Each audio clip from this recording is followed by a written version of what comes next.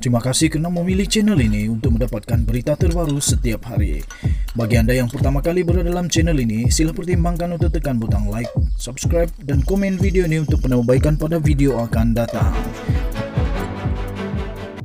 Berita politik, berita semasa, berita ekonomi, berita kesihatan, pendidikan dan segalanya ada dalam channel ini.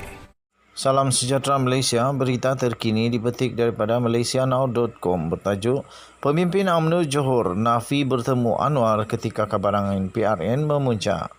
Kerajaan Johor yang dipimpin oleh UMNO kini hanya mempunyai majoriti satu kerusi. Namun ia mungkin tumbang jika amaran Sultan Ibrahim tidak dipatuhi. Gambar pertemuan antara bekas EXO Johor dari UMNO dan Anwar Ibrahim mencetuskan spekulasi pemimpin pembangkang itu terlibat dalam rundingan berkait kemungkinan pilihan raya negeri PRN diadakan di negeri itu. Namun, Jais Sadri, seorang pengikut Muhammad Khalid Nordin yang berkhidmat di bawah bekas Menteri Besar itu sebelum pilihan raya umum PRU 2018, menafikan beliau bertemu Anwar untuk berbincang mengenai pembubaran kerajaan negeri di bawah UMNO ketika ini bagi memberikan laluan kepada PRN diadakan. Katanya, ketika dihubungi oleh Malaysia Now, Jais berkata beliau menyokong sebarang langkah bagi mendapatkan mandat baru daripada rakyat. Mengatakan kerajaan ketika ini tidak boleh berfungsi secara baik, ekoran hanya memiliki satu majoriti. Katanya, saya percaya di Johor, UMNO dan Barisan Nasional BN sudah lama bersedia dan berkobar-kobar untuk dapatkan mandat yang lebih besar. Sekiranya PRN diadakan, kita dapat kembalikan mandat kepada rakyat seperti mana di Melaka dan Sarawak. Kita nampak rakyat akan tolak parti daripada PH, kata Jais. Beliau bagaimanapun menafikan sebarang rundingan dengan Anwar. Ini gambar lama.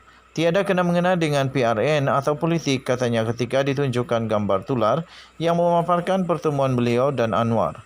Beliau juga turut menafikan dakwaan gambar tersebut diambil ketika PRN Melaka. Mengatakan beliau sibuk berkempen untuk UMNO di Jasin sepanjang PRN tersebut. Isu pembubaran kerajaan negeri Johor timbul selepas beberapa kenyataan dari pemimpin UMNO termasuk presidennya Ahmad Zahid Hamidi mengatakan parti itu bersedia untuk bertanding PRN Johor seperti di Melaka baru-baru ini. Dalam pada itu, Khalid juga turut menunjukkan pendirian senada dengan Presiden UMNO mengatakan jentera pilihan raya parti di negeri itu sudah bersedia. Jais yang merupakan pengurusi UMNO Kluang sudah lama menggesa PRN diadakan di Johor. Seawal 2019, sebaik saja Osman Sapian meletakkan jawatan sebagai Menteri Besar. Kabar angin tentang PRN bertiup kencang sejak kematian Osman yang juga adun kempas bulan lalu, menjadikan gabungan kerajaan Johor yang dipimpin UMNO hanya mempunyai majoriti satu kerusi. PRN Melaka sebelum ini diadakan berikutan 4 adun yang menarik sokongan mereka kepada kerajaan negeri pimpinan UMNO. Kuatret itu juga turut membuat rundingan dengan Anwar yang kemudiannya mengambil keputusan untuk mencalonkan 2 daripada mereka sebagai calon PH dalam PRN tersebut. Bagaimanapun, kesemua calon PKR yang bertanding di bawah gabungan itu kalah.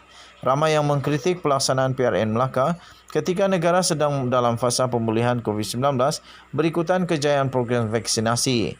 Ia juga turut dikecam kerana bimbang lonjakan kes akan berlaku sekali lagi seperti apa yang terjadi selepas PRN Sabah pada 2020. Ketika darurat ditamatkan tahun lalu, Sultan Ibrahim Sultan Iskandar memberi amaran kepada ahli politik di negeri itu supaya tidak melakukan percubaan mengganggu-gugat kerajaan negeri dan menggesa mereka menumpukan usaha membantu rakyat. Katanya, kata baginda pada kenyataan itu, saya tidak akan melayan permainan politik mana-mana wakil rakyat yang terus bertelaga sampai mengganggu-gugat negeri dan kerajaan saya, kata Sultan yang terkenal tegas sewaktu pembukaan sidang DUN di Johor 12 Ogos tahun lalu. Sekian berita, salam sejahtera Malaysia. Kita jumpa lagi, bye-bye.